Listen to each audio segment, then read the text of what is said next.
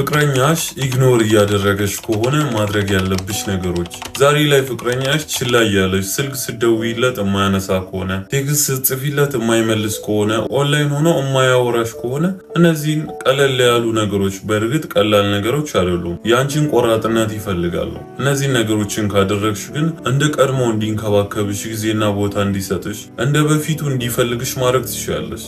ያ በደንብ አዳምጪ። አንደኛ፣ መጀመሪያ ይሄ ላንቺ ጥያቄ ነው። እርግጠኛ ነሽ ችላ ብሎሻል? ኢግኖር እያደረገሽ ነው? ብዙ ጊዜ ወንዶች የራሳቸውን ስራ ሲሰሩ በትንሽም ቢሆን ፍቅራቸውን ይገፋሉ። ማለትም ሆን ብለው ሳይሆን ባላሰቡት ሁኔታ። ስለዚህ ያንን አጣሪው። ሆን ብሎ ነው ኢግኖር እያደረገሽ ያለው ወይንስ ደግሞ ሳያስበው ነው? ይህንን እርግጠኛ ሁኚ። ያንን እርግጠኛ ከሆንሽ ወደ ሁለተኛው እንለፍ። ሁለተኛ፣ ንገሪው። ኢግኖር እያረከኝ ነው። ያጠፋሁት ነገር አለ? ያስከፋሁት ነገር አለ? የበደልኩት ነገር አለ ነው ወይንስ አንተ ከፍቶሃል? የሆንከው ነገር አለ? እንደ በፊቱ እየሆንክ አይደለም። ጊዜ እየሰጠኸኝ አይደለም። እያወራኸኝ አይደለም። እየራከኝ ነው። የሰራው ስህተት አለ ብለሽ ጠይቂ። ምናልባት ባንቺ ስህተትና ባንቺ ጥፋት ሊሆን ይችላል። የራስሽ ጥፋት እንዳልሆነና አንቺ ምንም እንዳላረግሽ እርግጠኛ ከሆንሽ ኋላ ምንም የሰራሽው ስህተት እሱም ደህና ከሆነ ቀጣይ የምነግርሽን ነገሮችን አድርጊ፣ ይሰራሉ።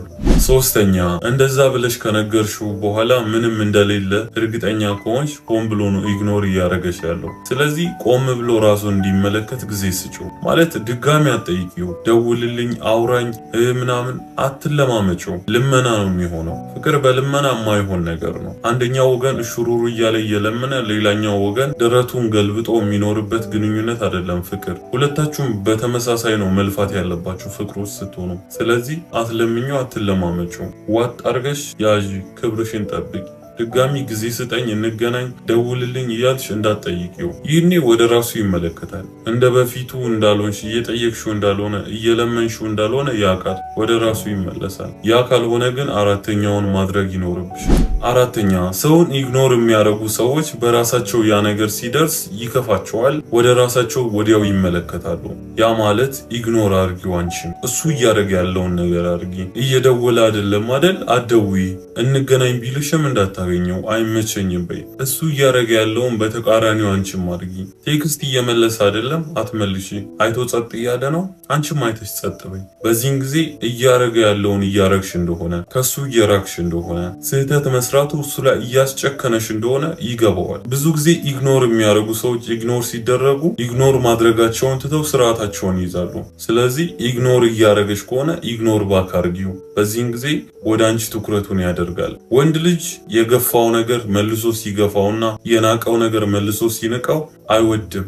ስለዚህ ከዛ ነገር ጋር ሰላምና ፍቅር ለመፍጠር የቻለውን ያደርጋል። ያ ማለት ኢግኖር ባክ አድርጊው እያልኩሽ ነው። በደንብ ይሰራል። በእርግጥ ትንሽ ጊዜ ይወስዳል። ዝም ይልልሽ ይችላል። ወደ ራሱ እስኪመለስ ነው። ቆም ብሎ ነገሮችን እስኪያገናዝብ ድረስ ቢያንስ 2-3 ሳምንት ሊፈጅ ይችላል። ነገር ግን ተመልሶ አንቺው ጋር ነው። አምስተኛ፣ ይሄኛው ከባድ ነው። ይህን ውሳኔ ለመወሰን ትንሽ ጠንካራ ሴት መሆን አለብሽ። ሳትቀደሚ ቅደሚ።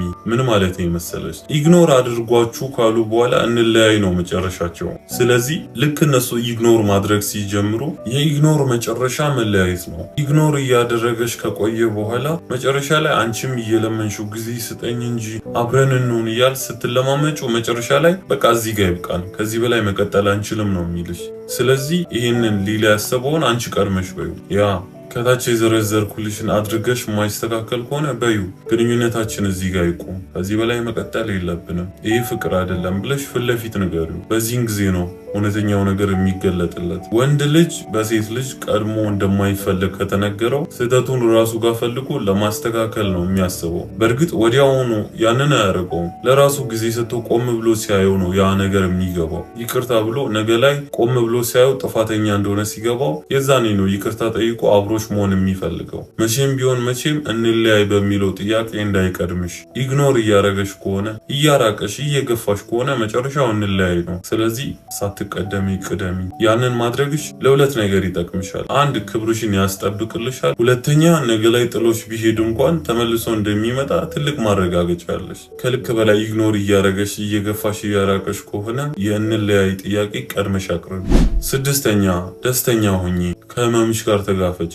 ሄዷል። አሁን እሱ እዚህ ጋር የለም። ወደ ራሱ እስኪመለስ ድረስ ትንሽ ጊዜ ሊቆይ ይችላል። በዚህን ጊዜ ራስሽን ተንከባከቢ። ደስተኛ የሚያደርግሽን ነገሮችን አድርጊ።